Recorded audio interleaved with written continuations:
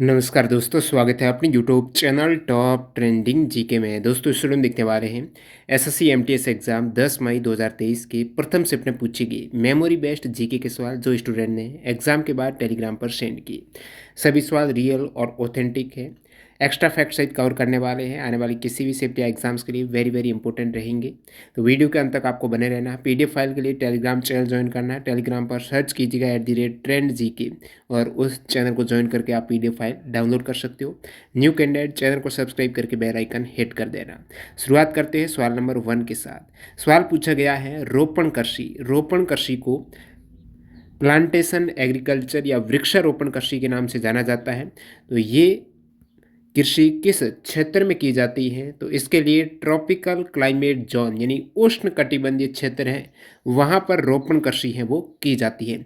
रोपण कृषि क्या होती है वो देखें। उससे पहले मैं आपको बता दूं, जो कैंडिडेट मॉक टेस्ट सीरीज से नहीं जुड़े हैं, अभी जो कंपटीशन इतना बढ़ चुका है, यदि आप स्मार्ट वर्क के तौर पर तैयारी नहीं करेंगे और उसे हटकर नहीं करेंगे, मॉक टेस्ट नहीं देंगे, प्रैक्टिस नहीं करेंगे, तो आप पीछे रह जाएंगे। तो टाइम मैनेजमेंट के लिए मॉक टेस्ट लगेगा। न्यू कैंडिडेट मॉक टेस्ट के लिए टेक्स्ट बुक से जुड़ सकते हैं।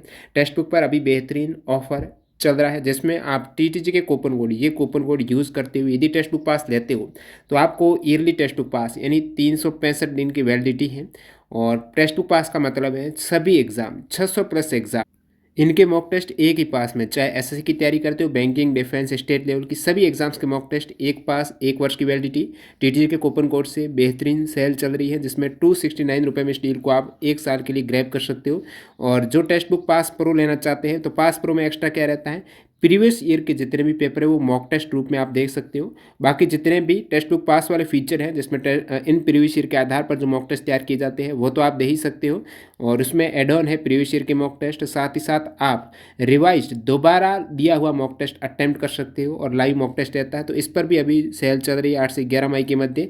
और यहाँ पर भी आप टीटीजी के कूपन कोड यूज़ करते हुए ये yearly text book pass pro ले सकते हो 449 में। 1 वर्ष की वैलिडिटी में स्मार्ट वर्क के तौर पर आपको तैयारी जारी रखनी है। ज़्यादा जानकारी के लिए लिंक डिस्क्रिप्शन बॉक्स में है, ज़रूर चेकआउट कीजिएगा। तो बात कर रहे थे अपन रोपण कृषि की, जिसके लिए सूटेबल जो क्लाइमेट है वो उष्ण कटिबंधीय रहता है। रोपण कृषि में एक प्रकार की फसल है वो बोई जाती है, केवल एक प्रकार की फसल है, उसको बोएंगे, लगातार बोएंगे और वहाँ से आउटपुट प्राप्त किया जाता है। तो इस प्रकार की कृषि में विशुद्ध रूप से बिक्री के लिए एक नकदी फसल है वो जिसे व्यापारिक कृषि कहा जाता है। और उष्ण कटिबंध के विशिष्ट प्रदेश में ये कृषि की जाती है, जो कि बड़े बड़े बागानों के रूप में ये कृषि, जिसमें एक बार वृक्षों के बागान लगा दिए जाते हैं और कुछ समय पश्चात से कई वर्षों तक उससे उत्पादन प्राप्त होता रहता है।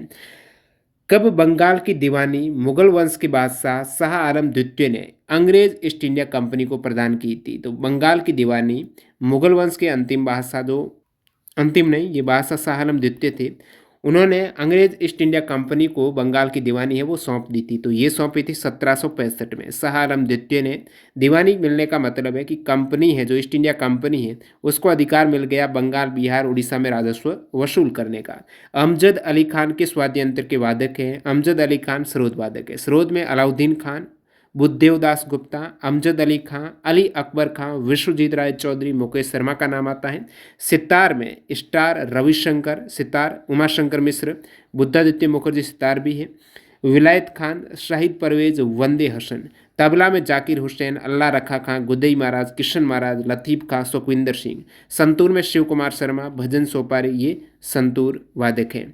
बांसुरी में हरिप्रसाद चौरसिया, पन्नालाल घोष, राजेंद्र कुलकर्णी बांसुरी। पखावज में गोपाल दास का नाम आता है, लक्ष्मण सिंह का आता है। वायलिन में कृष्णन का आता है।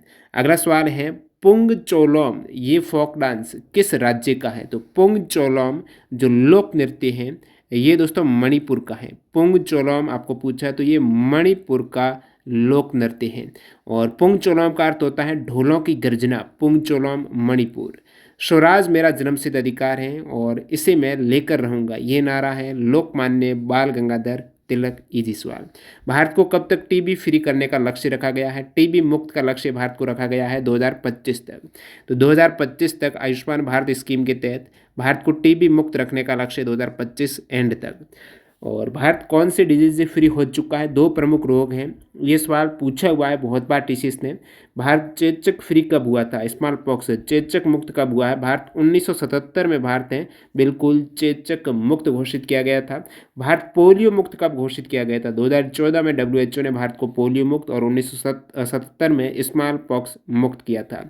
What was the 1858 act also called? तो 1858 के एक्ट का नाम क्या है? तो ये है भारत सरकार अधिनियम। इसका नाम है चार्टर एक्ट नहीं है। 1858 का ऑप्शन में होगा कि चार्टर एक्ट, चार्टर नहीं है, ये भारत सरकार अधिनियम 1858 है। इस एक्ट को एक्ट ऑफ गुड गवर्नेंस के रूप में भी जाना जाता है। प्रार्थना समाज की स्थापना कहाँ पर की गई थी? इसकी स्थापना बम्बई में हुई है, 1867 में हुई है। आत्मानंद पांडुरंग ने की है। इनके साथ साथ थे केशव चंद्र सेन, महादेव गोविंद रनाडे और चंद्रावरकर इनके द्वारा। नेक्स्ट सवाल है स्टिप्सिन एंजाइम किसके द्वारा स्रावित किया जाता है? तो स्टिप्सिन एंजाइम है ये अग्नाशय रस में। स्टिप्सिन एंजाइम किसके द्वारा स्रावित होता है? तो अग्नाशय रस में होता है। लाइपेज एंजाइम का दूसरा नाम है स्टिप्सिन एंजाइम। आप कहेंगे ये कौन सा? ये तो लाइपेज एंजाइम ही है। तो अग्नाशय रस में इसको स्रावित किया जाता है और ये पाचक एंजाइम है। अग्नाशय रस या फिर बोले तो जो लाइपेज एंजाइम होता है ये वसा के पाचन के लिए जिम्मेदार है। आगे सवाल भी आया हुआ है लाइपेज एंजाइम का। तो इसका कार्य है वसा को तोड़ना, फैट को तोड़कर फैटी एसिड और ग्लिसरॉल में ये फिर कन्वर्ट करता है। नेक्स्ट सवाल PM street vendor Atmanirbhar Nidhi यानी शॉर्ट में बोले तो प्रधानमंत्री स्वनिधि। तो प्रधानमंत्री स्वनिधि योजना है ये दोस्तों किस मंत्रालय की पहल है? तो स्वनिधि की बात करें तो आवास और शहरी मामलों के मंत्रालय। स्वनिधि का मतलब है पीएम, ये स्ट्रीट वेंडर आत्मनिर्भर निधि है। ये योजना 1 जून 2020 को लॉन्च की गई और ministry of housing and urban affairs की ये पहल है, आवास और शहरी मामलों मंत्रालय। इस योजना के तहत रेहड़ी पटरी वाले दुकानदारों को छोटी राशि का लोन है वो उपलब्ध किया जा रहा है बिना किसी गारंटी के। 10,000 रुपये तक का लोन इस योजना के तहत दिया जा रहा है। उज्ज्वला योजना कब शुरू की गई? ये भी एक पहले की योजना है। तो प्रमुख योजना आप सर्च करेंगे यूट्यूब पर स्कीम्स टॉप ट्रेंडिंग जीके तो टॉप 40 स्कीम्स आ जाएगी। तो 2014 में जो मोदी गवर्नमेंट आई और उससे पहले की अब तक की ऐसी फ्लैगशिप योजनाएं जहाँ से अक्सर सवाल आ जाते हैं वो ज़रूर याद रखना। पीडीएफ भी टेलीग्राम पर अवेलेबल है। और ये जो उज्ज्वला योजना है ये है एलपीजी कनेक्शन उपलब्ध कराने के लिए 1 मई 2016 को यूपी की बलिया से इसकी शुरुआत मोदी जी ने की। गरीबी रेखा से नीचे जो बीपीएल बिलो पॉवर्टी लाइन वाले हैं उन फैमिली में महिला सदस्य को ये रियासती एलपीजी कनेक्शन उपलब्ध कराने के लिए 1 मई 2016 को योजना का नारा स्वच्छ ईंधन बेहतर जीवन है। पेट्रोलियम एवं प्राकृतिक गैस मंत्रालय की ये पहल है। योजना के तहत गैस चूल्हा रेगुलेटर आदि की खरीद पर 1600 रुपये की आर्थिक मदद प्रत्येक लाभार्थी को मुहैया कराई गई है। तो प्रधानमंत्री ये उज्ज्वला थी और बाकी आपको प्रधानमंत्री उजाला पूछ लें। उजाला अलग है, उज्ज्वला अलग है। उजाला योजना जिसमें एलईडी बल्ब उपलब्ध कराए गए थे कम मूल्य पर। उजाला का मतलब है Unnat Jyoti by affordable LED for all. ये उजाला योजना 1 मई 2015 में आई थी और बचत लैंप योजना को इसने प्रतिस्थापित किया था। तराइन का पहला युद्ध किनके मध्य हुआ था? फर्स्ट वार हुआ है मोहम्मद गोरी और पृथ्वीराज चौहान के मध्य 1191 में, जिसमें पृथ्वीराज चौहान जीता था। तराइन का द्वितीय युद्ध हुआ है पृथ्वीराज तृतीय यानी पृथ्वीराज चौहान और मोहम्मद गोरी के मध्य दोबारा युद्ध हुआ है 1192 में और द्वितीय युद्ध में मोहम्मद गोरी जीत गया था।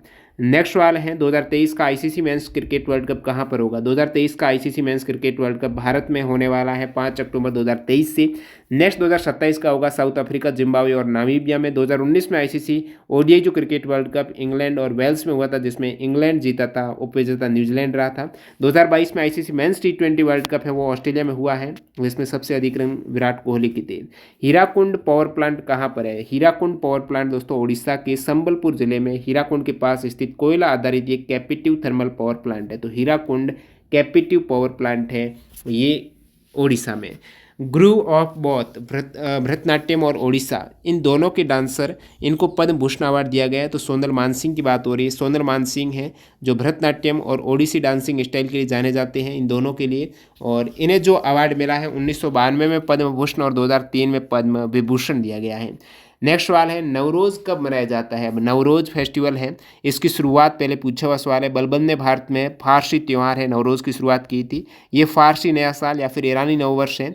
ये मनाया जाता है लगभग 21 मार्च के आसपास ये पड़ता है, क्योंकि जो स्प्रिंग इक्विनॉक्स है मार्च विषुव का दिन है उस दिन इसको मनाते हैं।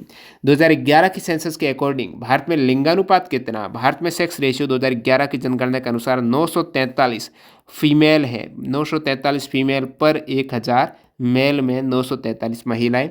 सबसे कम जो लिंगानुपात है, सबसे कम लिंगानुपात वो दोस्तों हरियाणा का है, सबसे कम है हरियाणा, ठीक है। और सबसे अधिक लिंगानुपात है केरला का है 1084, और सबसे कम हरियाणा का है 879। वैसे ओवरऑल में यूटी और राज्य दोनों के केस में सबसे कम दमन दीव का 618, और पुदुचेरी का है वो सेकेंड हाईएस्ट का हो, या फिर यूटी में सबसे अधिक पुदुचेरी का 1037 महिलाएं पर 1000 पुरुष है। यूपीएससी के अध्यक्ष कौन है? तो 5 अप्रैल 2022 से मनोज सोनी है यूपीएससी के अध्यक्ष हैं। इनसे पहले प्रदीप कुमार जोशी, वर्तमान में मनोज सोनी। 2011 की जनगणना के अनुसार किस राज्य की दशक की वृद्धि दर सर्वाधिक रही है? दशक की वृद्धि दर यानी 2001 से 2011, पहले 2001 में हुई, फिर 2011 में जो जनगणना हुई, इस दौरान सबसे अधिक वृद्धि जनसंख्या में परसेंटेज में किस राज्य की रही? तो सबसे अधिक वृद्धि मेघालय की रही है। मेघालय की वृद्धि आप देखेंगे तो लगभग 28%, 27.8% मेघालय में जनसंख्या बढ़ी है 2001 से 11 में।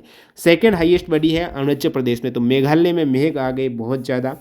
उसके बाद अरुणाचल प्रदेश में 25 बढ़ी, फिर बिहार में। और ओवरऑल की बात करें सबसे अधिक केंद्र शासित प्रदेश प्लस राज्य इन सभी को मिलाएं तो हाईएस्ट जो जनसंख्या वृद्धि देखने को मिली है वो दादर और नगर हवेली में। इसमें सबसे अधिक दशक की वृद्धि हुई है वो 55.50%, 55% जनसंख्या यानी आधी जनसंख्या है वो दादर और नगर हवेली में डायरेक्टली बढ़ गई है 55%। सबसे कम विकास दर अक्सर पूछा भी जाता है, यानी जनसंख्या वृद्धि बढ़ने की बजाय घट गई। तो 2001 से 2011 के दशक में किस राज्य की जनसंख्या घटी है? तो नागालैंड की वृद्धि है वो ऋणात्मक रही है, यानी नेगेटिव हो गई 0.47, ठीक है, नागालैंड की नेगेटिव। इसके बाद केरल की है वो कम बढ़ी है, सेकंड कम बढ़ी है वो 4.86 है। भारत की कितनी बढ़ी 2001 से 11 में? भारत की 17.7 हो गई, लगभग 17.64% बढ़ी है। नेक्स्ट सवाल, संवैधानिक उपचारों का अधिकार किस आर्टिकल में वर्णित है? संवैधानिक उपचार हैं आर्टिकल 32 से 35, सभी को पता है। यदि आपके फंडामेंटल राइट्स का हनन होता है तो डायरेक्टली आप रिट याचिका दायर कर सकते हो सुप्रीम कोर्ट में आर्टिकल 32 के तहत। हाई कोर्ट में रिट के लिए आर्टिकल 226 है, यहाँ से सवाल पूछा जाता है। उड़ीसा में रज पर्व किस महीने में मनाया जाता है? तो मिड जून में ये मनाया जाता है, ठीक है। रज पर्व है जून के मध्य में पड़ता है। बाकी ये मिथुन संक्रांति के दिन उड़ीसा में मनाया जाता है रज पर्व। और ये जो मानसून की शुरुआत और पृथ्वी की नारित्व का जश्न मनाने के एक अनूठा त्यौहार है। पहले दिन को पहली राजा कहा जाता है, दूसरा दिन मिथुन संक्रांति, तीसरा है भूदावा या बस्सी राजा, अंतिम दिन है चौथा दिन वो बासुमती स्नान है। नेक्स्ट वाले यहाँ पर Asura tale of vanquished the story of Ravana and his people. असुर पराजित की कथा रावण और उसके लोगों की कहानी किसके द्वारा लिखित ये पुस्तक है? तो असुर वाली पुस्तक आनंद नीलकांतन की पुस्तक है। बिहार में कौन सा प्रसिद्ध बौद्ध विश्वविद्यालय है? तो बिहार में प्राचीन बौद्ध विश्वविद्यालय, सभी को पता, नालंदा यूनिवर्सिटी 5वीं सदी में ये एक प्राचीन शिक्षा का केंद्र रहा था।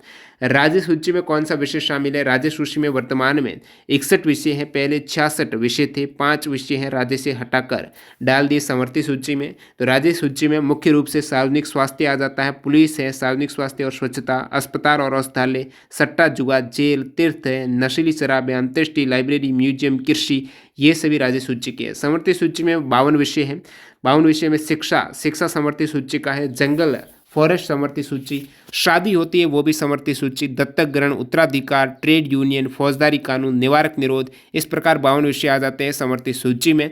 और समवर्ती सूची में जो 5 विषय ऐड हुए हैं 1976 के 42वें संशोधन में, उसमें शिक्षा, वन, जंगली जानवर, पक्षियों का संरक्षण, वजन और उपाय, न्याय का प्रशासन, ये विषय ऐड किए गए थे। संघ सूची में अब लगभग 100 विषय हैं, पहले 97 थे। संघ सूची में बैंक है, सेना, रक्षा, अंतर्राष्ट्रीय संबंध, बंदरगाह, रेलवे, राजमार्ग, संचार, प्रत्यर्पण, युद्ध, शांति, नागरिकता, जनगणना, आयकर, निगम कर, इस प्रकार संघ सूची में 100 विषय।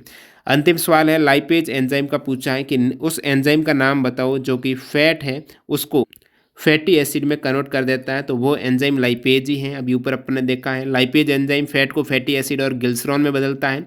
पेप्सिन क्या करता है? ये एंजाइम प्रोटीन को पेप्साइड में बदलता है, प्रोटीन को पेप्टाइड में पेप्सिन बदलता है।